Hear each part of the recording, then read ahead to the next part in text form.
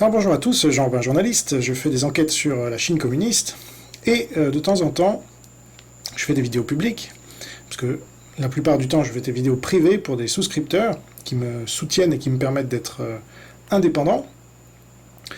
Donc je les fais monter en compétence puisqu'ils me font confiance, donc c'est un échange de bons procédés. Mais de temps en temps je fais des vidéos publiques sur ce que j'appelle l'opposition contrôlée, parce que la France malheureusement regorge de ce genre de personnes. Et aujourd'hui, je vais en faire une fois de plus la démonstration avec un certain Idriss Aberkan. Voilà, donc intellectuel bien connu, chouchou des médias passé en résistance, selon lui évidemment. Je vais démontrer qu'il n'en est rien. Alors, le 6 octobre 2021, dans une vidéo sur sa chaîne, Idriss Aberkan donnait le conseil suivant à son public: soyez insolents. Alors, je vais essayer de suivre son conseil.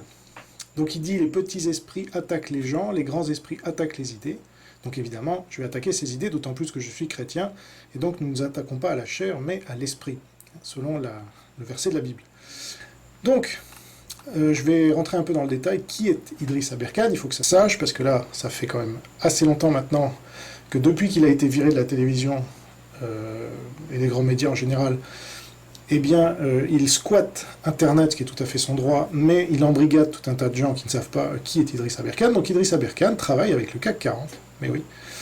Alors évidemment, il dénonce les multinationales, donc c'est sa couverture.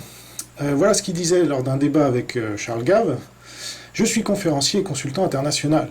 Je vis des formations que je donne à des grands groupes ainsi que des prestations de conseil que je donne. J'ai eu comme clients des sociétés comme PricewaterhouseCoopers, Lazard, A.T. Kearney, le Boston Consulting Group, Total, Engie, Chanel. C'est aussi diversifié que ça. Ou certains États dont je ne peux pas dévoiler l'identité. Il y a beaucoup de choses à dire. Donc déjà, Aberkan n'est pas un dissident. Il collabore avec le système. Il critique Big Pharma, Bill Gates et tout ce que vous voulez, mais il collabore avec le CAC 40. Il s'en cache même pas. Total, Engie, Chanel. Bon, Chanel, c'est pas le CAC 40, mais enfin, c'est les premières fortunes de France, qui sont toutes dans le luxe, comme Chanel, et qui doivent leur richesse en grande partie à la Chine. Il travaille avec les pires multinationales du conseil, ou de l'expertise comptable, PricewaterhouseCoopers, A.T. Kearney, Boston Consulting Group. Alors, il n'a pas cité McKinsey, parce que, bon, il travaille sans doute avec aussi, mais simplement, ils sont trop liés à la Macronie pour qu'ils puissent les citer. Et donc, tous ces cabinets de conseil avec lesquels il travaille, comme McKinsey, travaillent à redorer le blason des régimes les plus totalitaires, dont la Chine. Donc je vous renvoie à ma vidéo pour les souscripteurs que j'ai faite sur McKinsey et la Chine communiste, vous verrez bien. Donc, pour vous donner plus d'informations là-dessus, d'après le Financial Times du 7 novembre 2021, PricewaterhouseCoopers allait embaucher 20 000 personnes supplémentaires en Chine dans les 5 ans, doublant ainsi sa présence dans le pays, ce qui représentera une présence 2 fois supérieure à sa présence en Angleterre, où elle a 22 000 employés. Et le Financial Times ajoutait: les régulateurs de Washington ont menacé de radier des sociétés chinoises de la bourse de New York après que des auditeurs ont omis de remettre les audits des états financiers de ces sociétés pour inspection. Parce qu'il y a un grand... vous verrez dans la vidéo sur McKinsey, c'est bien expliqué. Les 4 grands cabinets d'expertise comptable, PricewaterhouseCoopers, donc avec lequel Idriss Aberkan travaille, KPMG, Deloitte et EY, donc ça je crois que c'est Ernst & Young, ont audité 141 sociétés chinoises cotées aux États-Unis, dont la valeur marchande totale s'élevait à 1,7 milliard de dollars au 30 juin, selon l'organisme américain de surveillance des audits. Et là, il y a tout un business qui est fait avec la Chine, sur du vent, en gros. Voilà. Bon, je ne rentre pas plus dans le détail, c'est pas le sujet, mais quant au Boston Consulting Group, eh bien, il incite les entreprises à faire des affaires avec la Chine. Voilà, à y installer des succursales, à faire confiance au régime le plus dictatorial au monde, qui met pourtant des co-religionnaires d'Idriss Aberkan dans des camps. Je rappelle qu'il est musulman, soufi, je crois. Un rapport du Boston Consulting Group de janvier 2021, intitulé « L'opportunité de croissance en Chine, 6 choses à savoir pour les chefs d'entreprise », commençait comme ça. Beaucoup de choses ont été dites et écrites sur la Chine et ses relations avec le reste du monde, notamment à la lumière de la pandémie de Covid qui s'est déroulée au début de 2020. Ce document offre une perspective économique factuelle sur la Chine. Attention, on est factuel au Boston Consulting Group. Il aborde les opportunités de croissance économique en Chine et souligne ce que nous identifions comme des implications clés pour les chefs d'entreprise. Il ne fait aucun doute que la trajectoire du développement économique de la Chine a été très dynamique pendant de nombreuses années.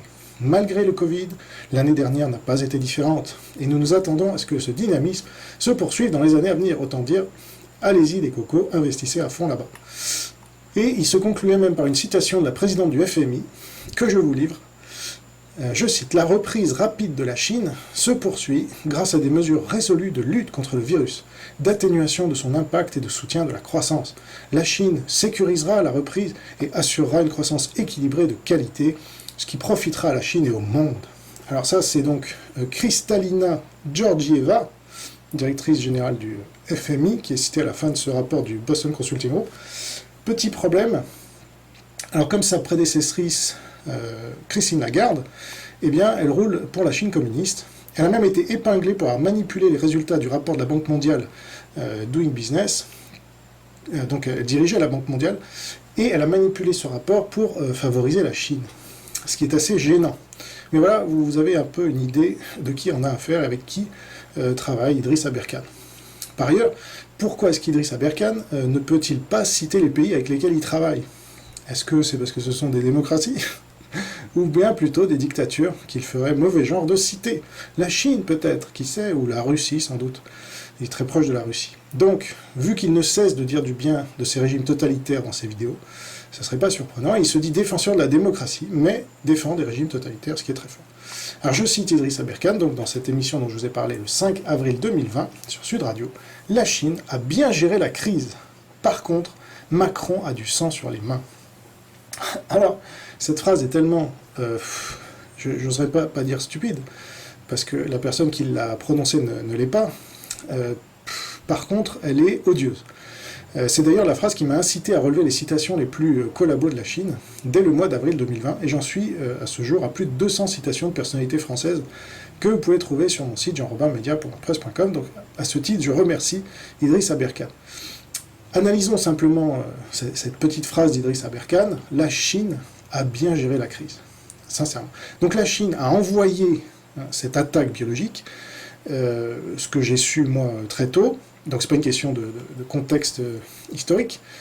J'ai dénoncé dans une vidéo 3 jours avant, une vidéo donc, que j'ai intitulée « La Chine a déclenché la Troisième Guerre mondiale ». Donc toutes les informations étaient déjà disponibles pour le savoir. Mais Idriss Aberkan, non, lui il déclare que la Chine a bien géré la crise. C'est-à-dire c'est la Chine qui a envoyé cette attaque biologique sur le monde, qui fait encore 7000 morts par jour au moment où je parle, c'est-à-dire plus d'1 an et demi après. En termes, il faut comparer ce qui est comparable, donc il ne faut pas comparer ça à d'autres pandémies. Il faut comme c'est une attaque, il faut comparer à d'autres attaques. Donc si on prend le 11 septembre, typiquement, eh bien ça représente 3 11 septembre par jour depuis près de 600 jours. Et ça, c'est les chiffres officiels. Alors que la Russie a divisé ces chiffres par 3, on estime, enfin les experts sur le sujet estiment ça. La Corée du Nord, il y a 0 mort en Corée du Nord, ce qui est impossible. L'Iran a divisé aussi par 2 ou 3. Alors la Chine, il y a 4500 morts depuis 1 an et demi, donc ça c'est n'importe quoi aussi. Et la Chine, c'est 1,4 milliard de personnes. Et l'Inde, on estime que c'est environ divisé par 10. Donc si on prend un peu tous ces chiffres et puis tous les autres, on est au minimum à 15 millions de morts. Aujourd'hui. Et sans parler, évidemment, des pertes pour l'économie, des désastres psychologiques sur les enfants, la famine qui a explosé dans le monde à cause de ces confinements, etc. Donc, la Chine a bien géré la crise? Non. La Chine est responsable de la crise, elle en est coupable. Xi Jinping est certainement sur les pas de Mao en termes de millions de morts dont il va pouvoir se réclamer dans l'histoire. Officiellement, c'est déjà 5 millions de morts, ce qui le place déjà dans le top 10, j'imagine, des criminels contre l'humanité, devant Pol Pot, bien devant des gens comme Che Guevara ou des salauds comme ça. Donc voilà, il est déjà au niveau, si vous voulez, 5 millions de morts, je ne sais pas, surtout que c'est plutôt 15 millions, donc là, ça le place directement, il arrive presque au niveau de Staline, vous voyez. Il a dépassé Lénine, théoriquement, qui était autour de 10 millions de morts. Donc voilà, c'est ça la réalité, mais non, Idriss Aberkan, alors c'était le 5 avril, il n'y avait pas encore tous ces millions de morts, mais c'était probable que ça allait arriver. Et ce qui est important, c'est que sa parole n'est pas libre, à cause de ses activités professionnelles. Il a tout à fait le droit d'avoir des activités professionnelles. Mais les gens doivent savoir qu'il ne dit pas ce qu'il pense, mais il dit ce qu'il peut dire, et qui ne dérange pas son activité professionnelle. Voilà. Moi, j'ai pas ce genre de problème, ma parole est totalement libre, parce que je vis de mon activité de journaliste. Et je remercie au passage mes souscripteurs qui me permettent d'être totalement libre, ce qui leur permet en retour de bénéficier d'informations de qualité et qui ne les manipulent pas. Parce qu'il faut être sérieux. On a déjà suffisamment de problèmes avec les grands médias qui sont financés par des milliardaires du CAC 40 ou autres, ou par l'État. Donc c'est pas pour avoir des Idriss Aberkan qui sont financés par les mêmes, vous voyez. Franchement, il n'y a pas de différence. Donc quand Aberkan dénonce les conflits d'intérêts, en plus de tel médecin avec tel labo, etc., bon, il a raison, mais lui aussi, il parle jamais de ses propres conflits d'intérêts avec des États étrangers, par exemple. Il les nomme même pas. Ou avec des multinationales. Et, à mon avis, il n'en nomme qu'une partie qui l'arrange. Bon, alors ce point étant fait, on peut dire quelques mots sur son mentor, dont il se réclame lui-même, hein, un certain Günther Pauli, un créateur de l'économie bleue, un concept écologiste bidon, créé par un membre du Club de Rome, un club qui a toujours eu tort surtout, depuis 50 ans, qui aurait plus de pétrole, qui aurait plus tout ça. Donc très en phase avec le mondialisme, comme tout l'écologisme actuel, tout ce qui est réchauffement climatique et tout ça, toute cette propagande communiste. Et alors, le 22 juin 2017, ce Günther Pauli tweetait « Le gouvernement chinois me réserve le grand honneur de distribuer 144 fables dans les écoles, incroyable. » Voilà, je vous mets là le tweet. Donc, ouais, c'est vraiment génial d'être honoré par la pire dictature au monde, hein, vraiment. Et donc, le 17 décembre 2019, Günther Pauli était désigné comme l'un des meilleurs professeurs de sciences du pays. Voilà. Ça, c'est vraiment un honneur. C'est que je comprends même pas que des gens s'honorent d'être comme ça portés au pinacle par des dictateurs qui mettent des gens dans des camps par millions, hein, et qui prélèvent de force leurs organes, qui stérilisent les femmes, qui les violent. Enfin bon, moi ça me dépasse un peu, mais apparemment ils s'y retrouvent. Alors, je lis l'agence de presse Xinhua, qui est l'équivalent de l'AFP, a annoncé les 10 meilleurs professeurs de sciences de Chine. Günther Pauli, l'un des orateurs les plus influents du congrès WEEC, et mentor d'Idriss Aberkan. Quand vous allez sur sa page, vous avez une belle photo de lui avec Idriss Aberkan et quelques autres de ses plus brillants élèves. Célèbre dans le monde entier pour ses livres et ses conférences, a été reconnu comme l'un des meilleurs professeurs de sciences de la nation. Première fois pour un étranger.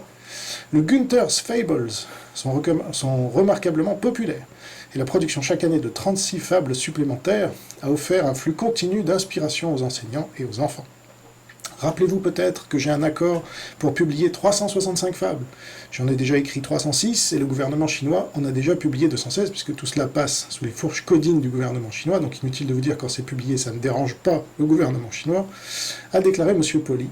Au cours des 7 dernières années, j'ai enseigné à 35 000 enseignants, j'ai parlé à plus de 300 000 élèves. Ces classes modèles sont devenues si populaires que le gouvernement a décidé que dans une décennie, ces classes auront été présentées dans chaque province par moi en personne. Donc le gars, honoré franchement d'être au contact de tous ces dictateurs en puissance, et apparemment inconscient que tout son travail est idéal pour faire diversion des camps de concentration pour musulmans, chrétiens, Falun Gong, tibétains ou mongols, sans parler du crédit social, la prison numérique dans laquelle chacun des Chinois est enfermé à vie.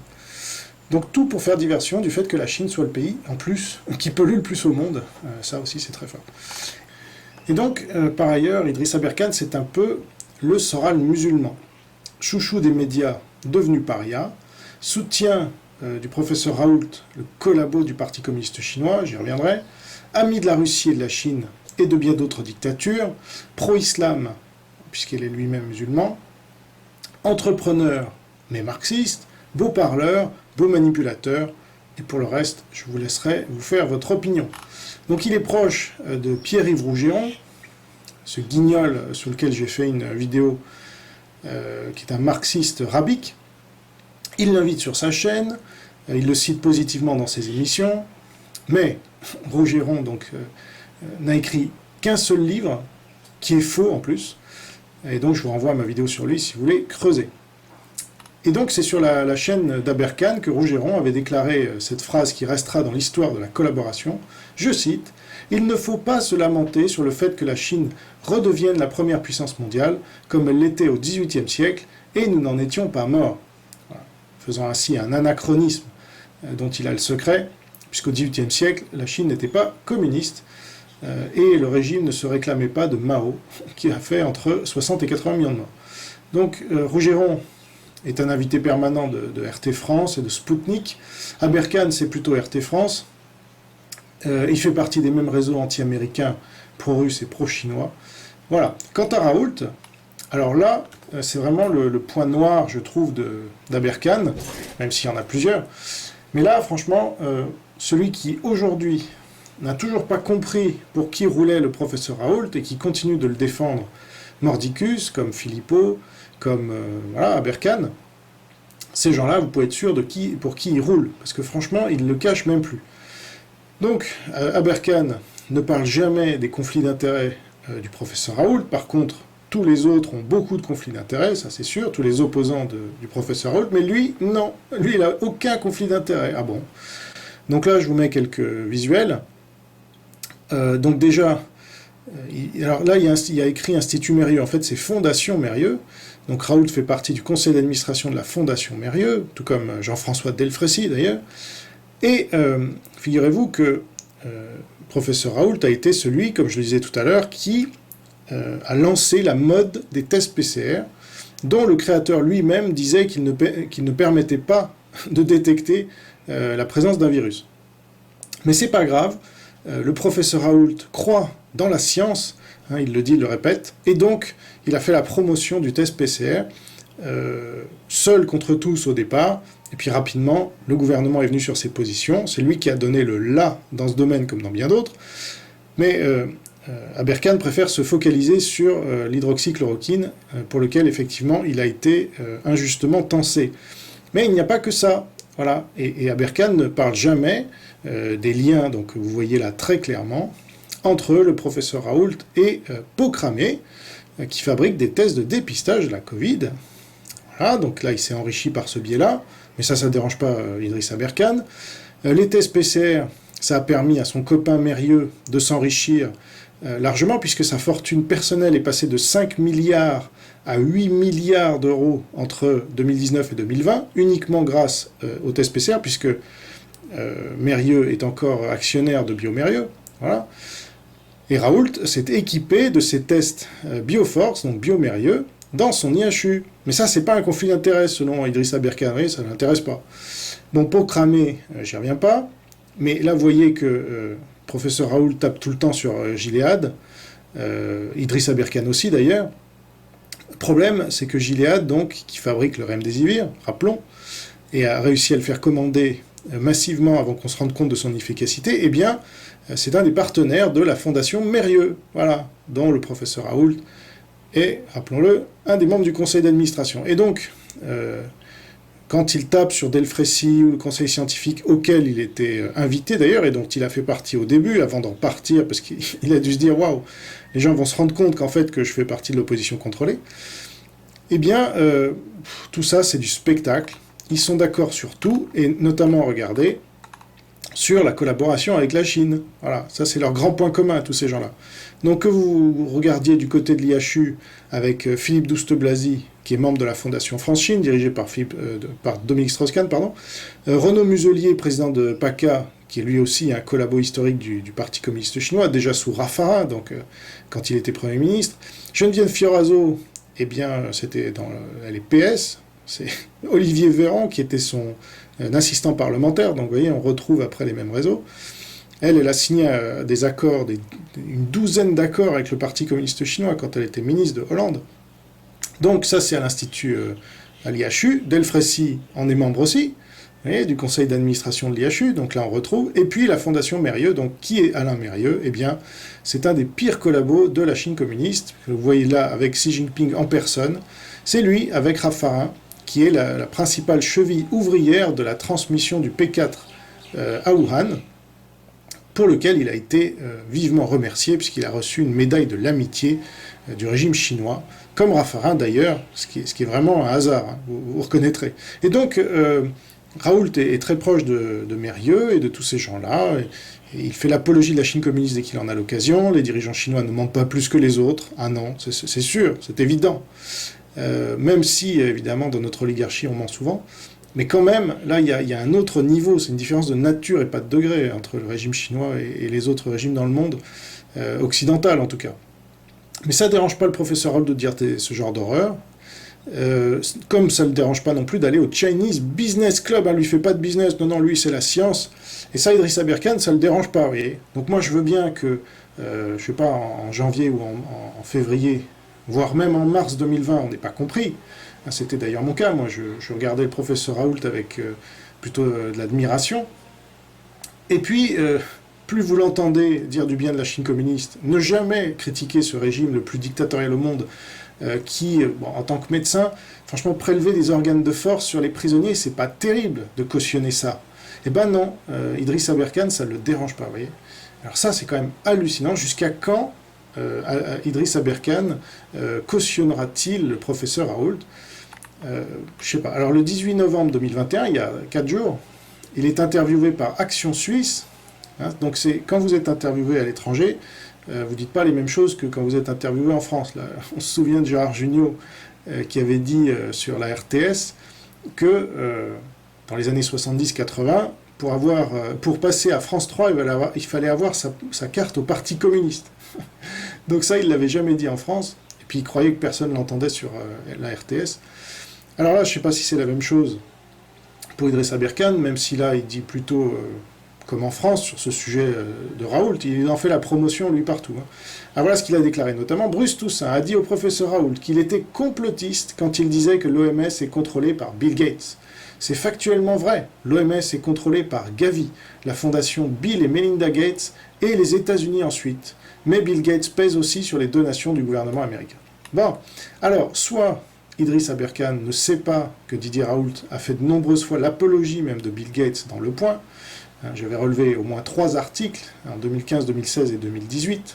Je vous renvoie à ma première vidéo sur le professeur Raoult.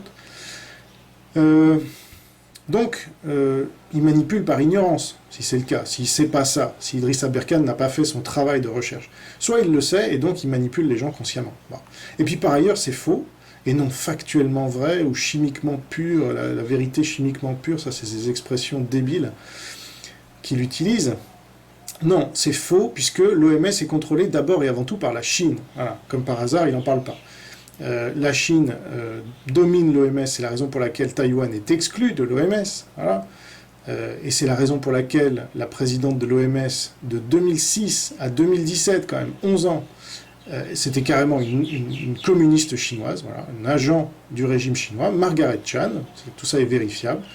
Elle a fait le ménage pendant qu'elle était présidente.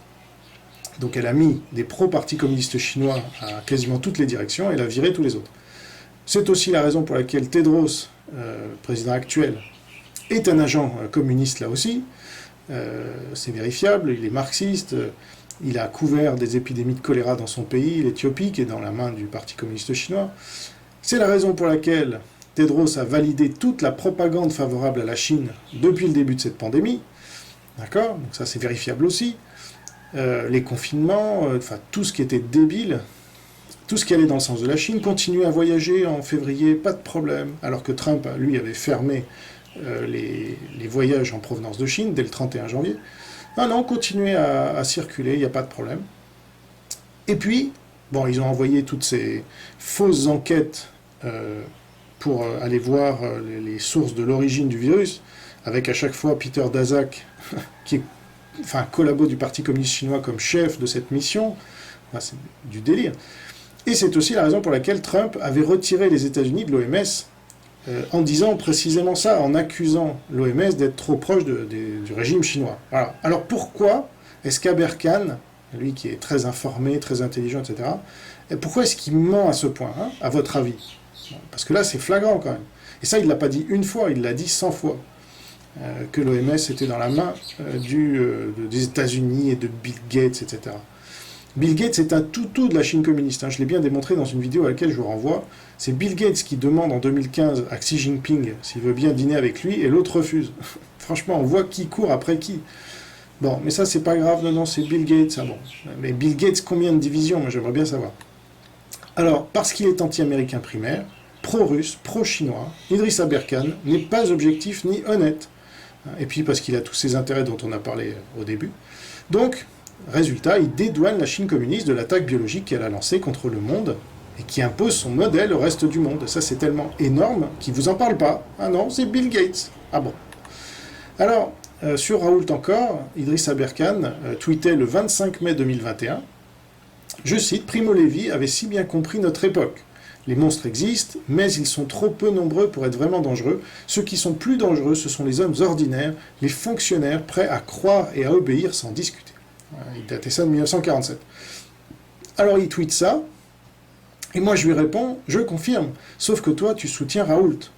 Et je cite Raoult sur CNews le 15 février 2021, qui disait « Je suis fonctionnaire, on me demande de vacciner, je vaccine. » Donc là, ça venait évidemment cautionner ce que disait Primo Levi, mais à l'encontre de Idriss Aberkan, qui lui soutient Raoult. Donc voilà, ça, vous voyez la dissonance cognitive. Alors voilà ce que Idriss Aberkan a répondu. « Quand tu seras en procès et en commission devant l'ordre, on en reparlera. » Donc ça, c'est vraiment la réponse débile qui justifie, finalement, enfin, c'est le contraire, enfin, qui dit que Primo Levi, finalement, avait tort. Donc là, il vient de tweeter que Primo Levi disait ça, il avait raison de le dire, et là, il justifie le contraire. Donc vous voyez le niveau moral. Hein. Alors moi, je lui réponds, bah, Primo Levi a raison. Tu soutiens Raoult, qui soutient la Chine communiste, régime le plus dictatorial au monde, qui met 1 million de tes frères musulmans dans des camps, stérilise les femmes, prélève de force leurs organes, viole en masse, plus jamais ça. Voilà. Donc Idriss Aberkan, pour défendre Raoult le gourou, en vient à justifier le comportement des fonctionnaires collabos que dénonçait Primo Levi, et qui risquaient, eux, la mort, en plus, pour désobéir à l'occupant et à Vichy. D'ailleurs, l'ordre des médecins a été créé sous Vichy, hein, au passage. Et donc, il m'a plus répondu après ces quelques tweets. Alors, franchement, prétendre défendre les libertés tout en passant dans une chaîne dirigée par un dictateur étranger, puisque Idriss Aberkan, je le disais tout à l'heure, passe souvent à RT France. RT France, c'est quoi? C'est Poutine. D'accord? Et ça les dérange pas, ces pseudo-patriotes, là, ces pseudo-souverainistes, de se compromettre avec un dictateur étranger qui veut imposer sa politique, lui aussi, en France, et qui fait l'alliance avec la Chine communiste. Je vous rappelle que Poutine est l'allié absolu de la Chine, et ce depuis toujours depuis 1949, puisque, comme l'explique bien Golitsyn, la rupture entre la Chine et la Russie dans les années 60 était fausse pour faire croire à l'Occident qu'il fallait justement se rapprocher de la Chine pour faire la nique à l'URSS. C'est exactement ce qu'a fait De Gaulle en 64. Il est tombé dans le piège parce que lui, il était vraiment l'agent des communistes. Hein. Dès 1941, il avait fait un pacte avec Staline. Bon bref, c'est pas le sujet ici, mais enfin voilà.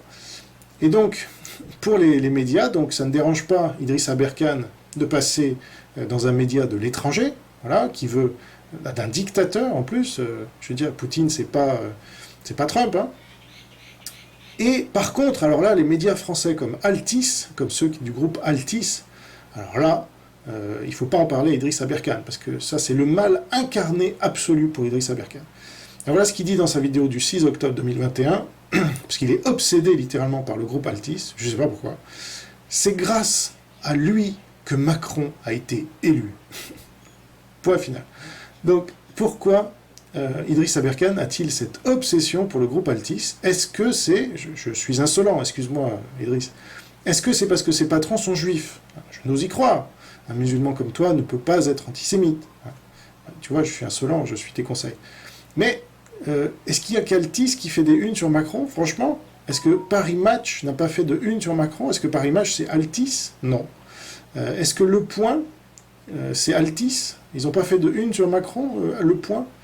Alors tu étais bien éditorialiste au Point, toi. Voilà. Et il a même fait la une du Point, Idriss Aberkan, là, vous le voyez. Et c'est d'ailleurs un journal, au passage, où écrivait le professeur Raoult. Tiens donc, BHL, qui écrit toujours d'ailleurs. Et un certain Gabriel Matzneff. C'est marrant ça, pédocriminel notoire. Alors, je sais pas, ça ne dérangeait pas autant que ça, apparemment, d'écrire une chronique dans Le Point en même temps que Matzneff.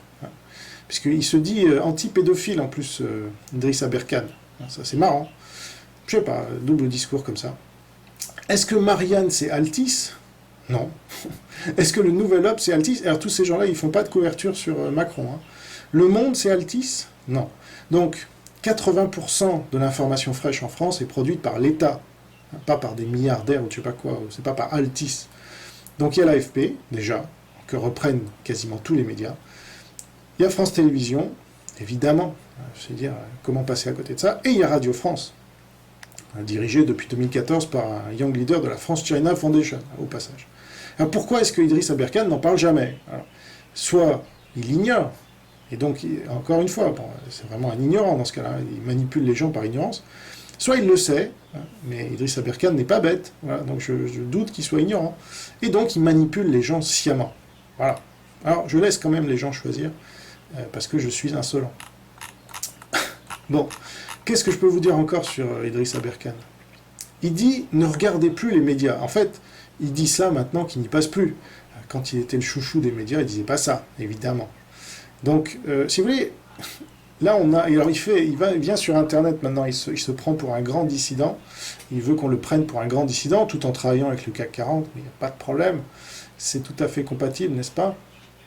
Mais moi, je considère que tous ces gens-là, comme Soral, comme Idriss Aberkane et comme tant d'autres, qui se font connaître dans les grands médias, parce que Soral est passé des dizaines de fois dans les grands médias, et donc c'est facile, quand on est connu après, on arrive sur Internet, on est une star, on a directement de l'audience, on peut monétiser tout ça, il n'y a pas de problème.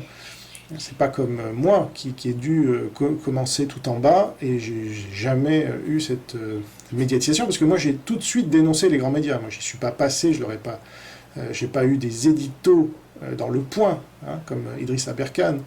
J'ai pas été invité à C'est à vous pour me faire passer de la pommade par Anne-Elisabeth Lemoine et Anne-Sophie Lapix. Non, c'est pas mon genre.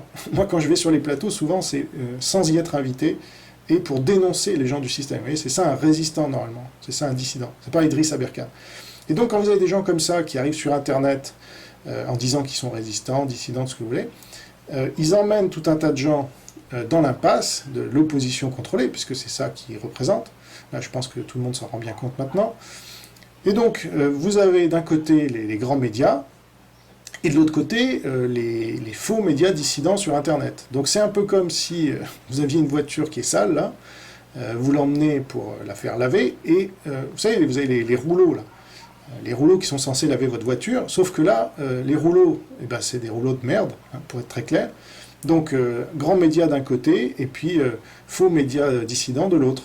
Et donc, vous sortez avec votre voiture qui était un peu sale, vous la sortez de là, elle est couverte de merde en fait. C'est ça la réalité quand vous passez votre temps à regarder les grands médias ou les médias de la fausse dissidence. Et donc Aberkane, voilà, il s'inscrit dans cette métaphore qui, je l'avoue, pas très savoureuse, mais qui a le mérite de bien représenter les choses. Alors par ailleurs, il se considère apparemment comme algérien, et pas comme français. Alors je vais lire sa page Wikipédia, même si... il ne l'aime pas. Bon, bah, il y a quand même des faits. Donc, Idriss Aberkane, il est français, né en France, il a vécu sa vie en France. Voilà, c'est ce que dit sa page Wikipédia. Idriss Jamil Aberkane, né le 23 mai 1986, est le fils d'un couple de professeurs agrégés de mathématiques. Son père, Younes Aberkane, a été chercheur au commissariat à l'énergie atomique. Donc, c'est quelqu'un qui a eu les faveurs de la République, si on peut dire. Il enseigne à l'université de Cergy-Pontoise pour la formation de professeurs. Bon. Son grand-père maternel, Idriss Aberkane, d'origine italienne, était ouvrier à l'usine Renault de Boulogne-Billancourt. Son arrière-grand-père paternel, avocat algérien d'origine kabyle, comme ma femme, fut assassiné par l'OS. Bon. Et alors, pourtant, donc la France lui a tout donné, apparemment. Mais non, apparemment, ça n'intéresse pas Idriss Aberkane. En tout cas, sur le média suisse Action Suisse, le 18 novembre 2021, toujours, dans son interview qu'il a accordée, voilà ce qu'il a déclaré. Nous, en Algérie, nous n'avons pas eu la même chose que Gandhi, parce qu'il parlait de Gandhi. Nous, en Algérie, c'est-à-dire, ça c'est choquant pour un patriote comme moi. J'ai dû réécouter l'extrait plusieurs fois, parce que j'y croyais pas vraiment, mais je l'ai jamais entendu dire ça dans un média français, pour commencer, donc il a vraiment un double discours, voilà. Et là, il dit bien aux Suisses, nous, en Algérie. Donc, il se considère apparemment d'abord et avant tout comme algérien.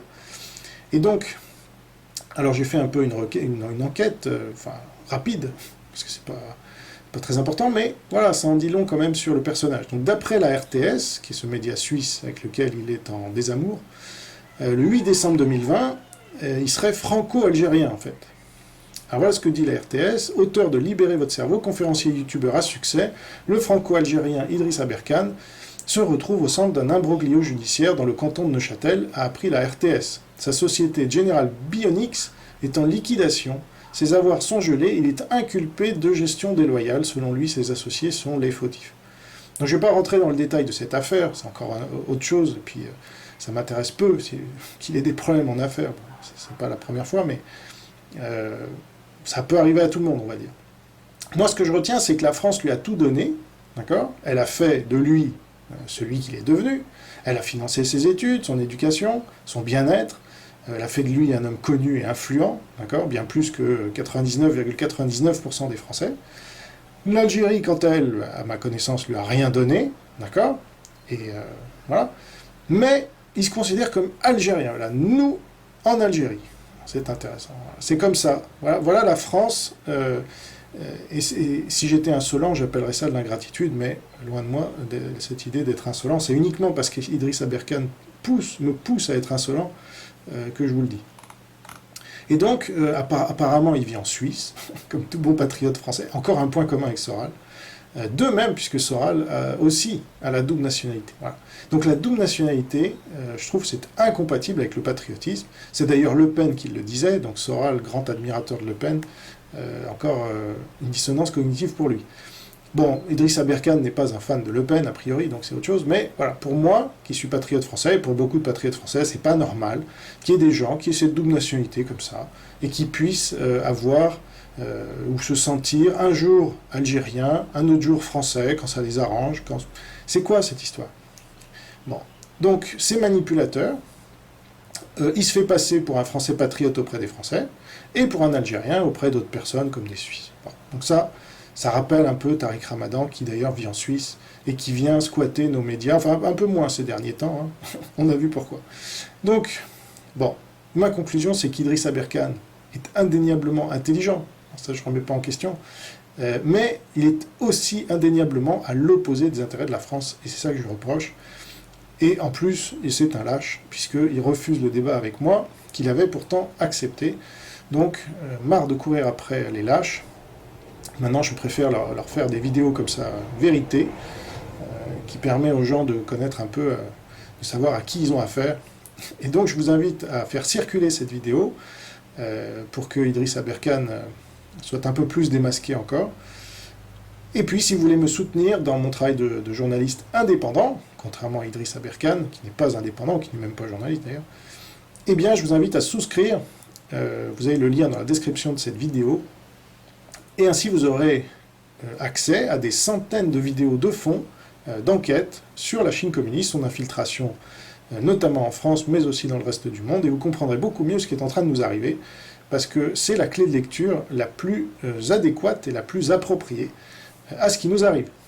Voilà, merci pour votre attention, portez-vous bien, gardez la foi, vive le Christ Sauveur et la